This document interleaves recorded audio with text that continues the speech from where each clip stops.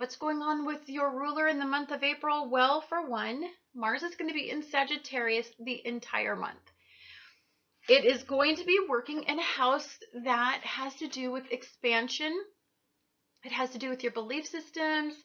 It has to do with the way that you elevate your mind, or the way that you process information on a broad spectrum.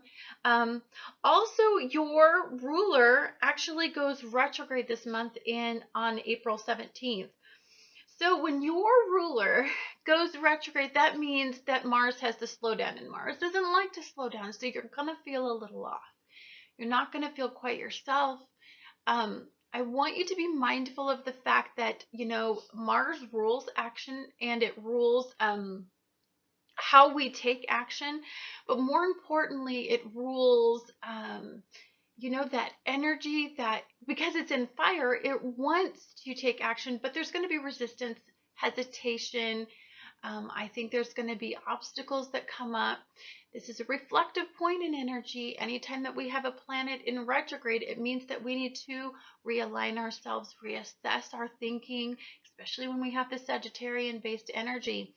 So it's a time to slow down and relax a little bit, but more importantly, it's a time of reflection for you especially. The new moon is going to be happening for you in your identity. So you're going to be reassessing the way that you see yourself, the way that what you're going to do is you're going to look at other people and you're going to reflect upon the way they see you. Now, for some of you, this can be voluntary, and for some of you, this can be involuntary. For some of you, you're going to have the realization of Saturn, which is conjunct with Mars at this time, for you to understand that the way that you see yourself isn't the way that others see you. So the realization in this is that the new moon can bring about a new beginning.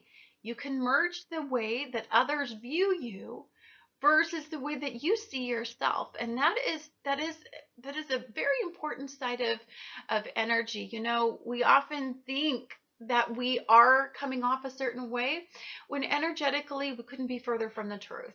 The way that we see things through our eyes is often askew. It's often based on the way that we were socially raised, our programming, our psychological conditions.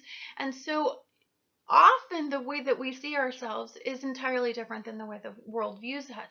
So to merge those two worlds is very healthy. It will do nothing but benefit you in the long run. But for some of you, this could come with a serious reality check that maybe the way that you view yourself is a little bit askew. So the new beginning would be, let's merge those two worlds and let's create the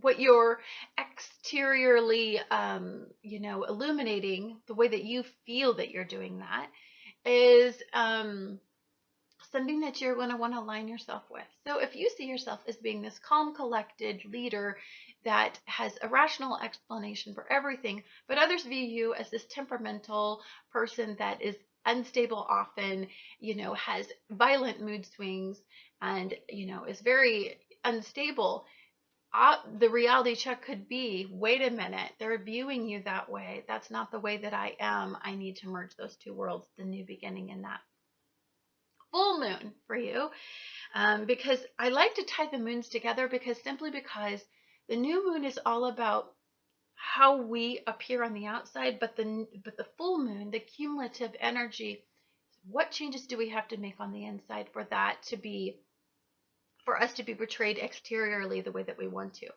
Because often what others view us as, others in our lives are our reflections. So if others are not seeing us the way that we want to, then there's some big changes that we need to make internally. So there's going to be some cumulative energy and endings. For you, this is about expansion and growth. It's about awakening cycle. But more importantly, what this has to do with is the fact that whatever you are not in alignment with, mentally and both physically as well as at work, is going to be exaggerated by Jupiter. And then the realization is, wow, I'm not in alignment.